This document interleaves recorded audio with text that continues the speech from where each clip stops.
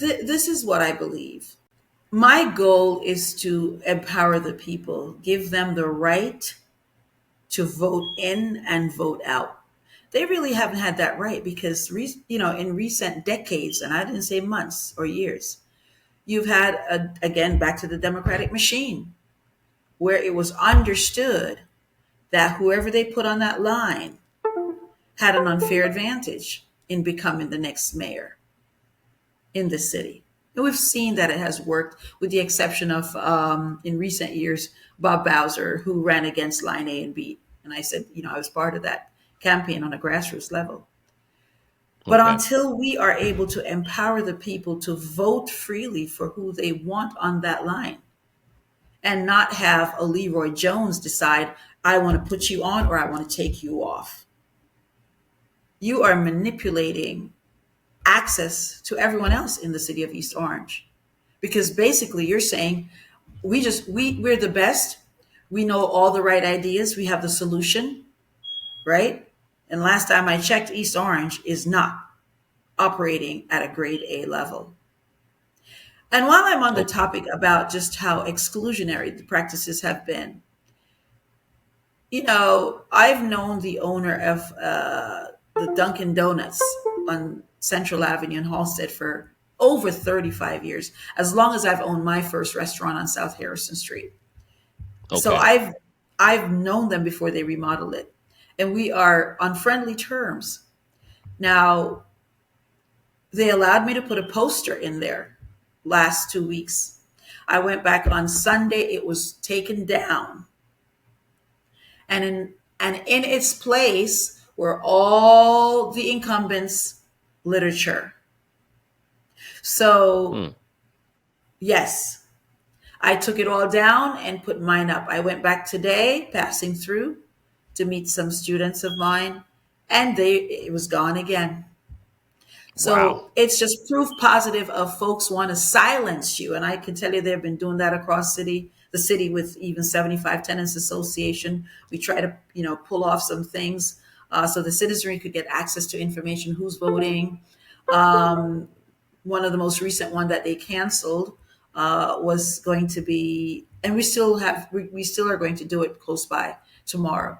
But we were going to have Brittany Claybrooks and Phillip, who's running for governor. I haven't endorsed anyone, but it was just an opportunity for anyone who's running to come to a roundtable forum and hear the grievances of tenants. And it's actually taking place tomorrow, right at that little park right behind the library on North Arlington Okay. Avenue.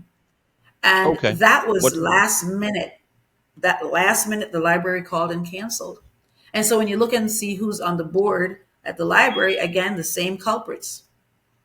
So it's that tight knit, intricate web of antiquated thinkers who are against innovation, new ideas, and more importantly, anyone who they perceive as an outsider who's not been, the throwback and grandfathered to the East Orange political landscape, which is hurting our city.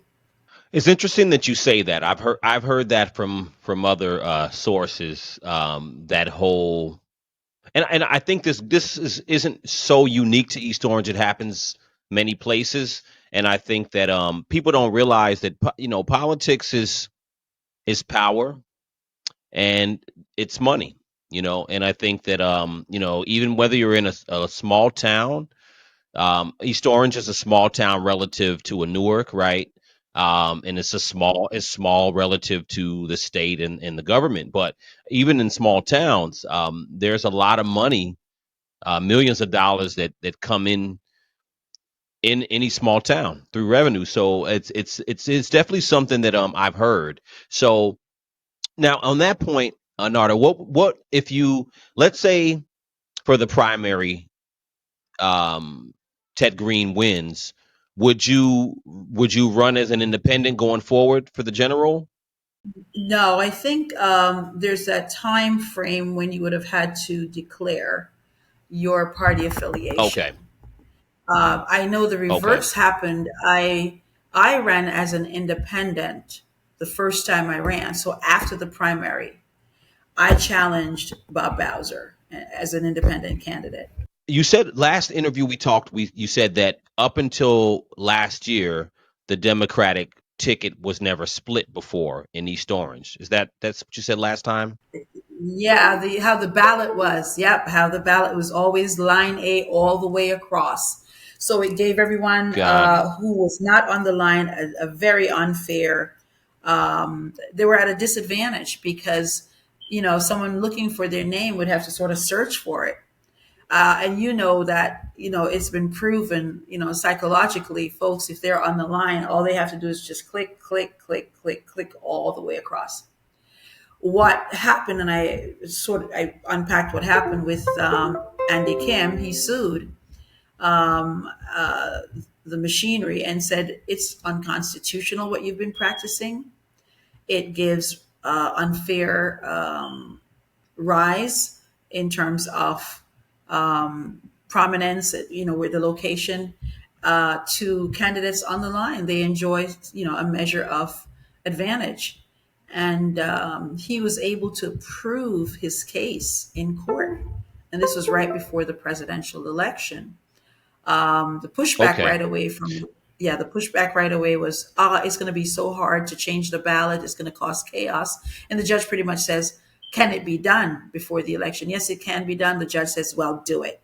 And that's what that win back in 2024 is what has given rise to folks like myself and many other candidates in years to come, where now you look at the ballot, which is now a bracket system. So you'll see for the office of mayor of East Orange, you have my name with Ted Green's name in the same column, which is ideal. I love it. I think it's Got it. sweet.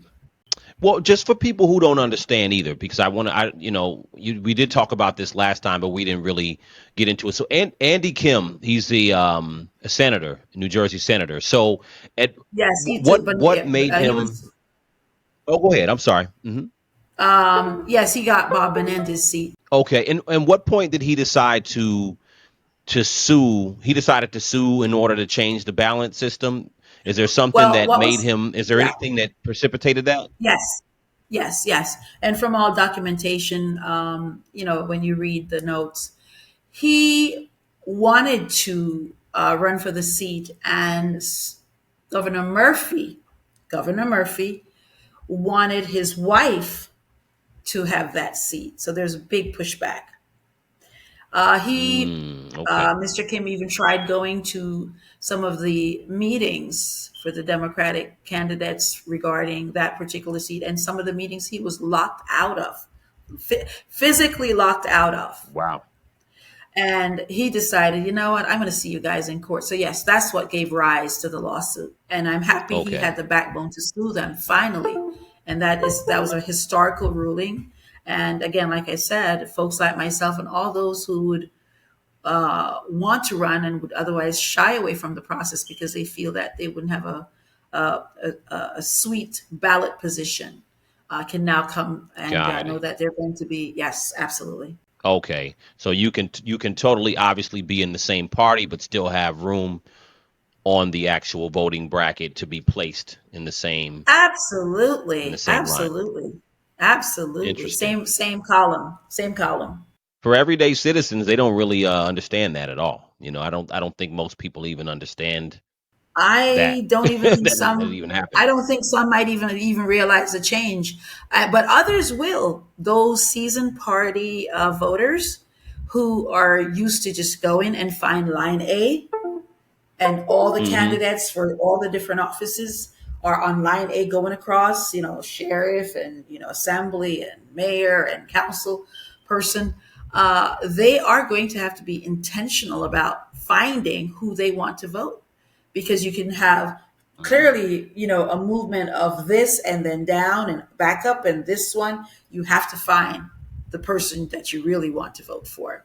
So in many towns, and I'm just refreshing my memory as far as the voter turnout. So from what I see, East Orange voter turnout's around 25%, if I'm not mistaken. So I really think that for local politics, I think that the voter turnout should be much higher in most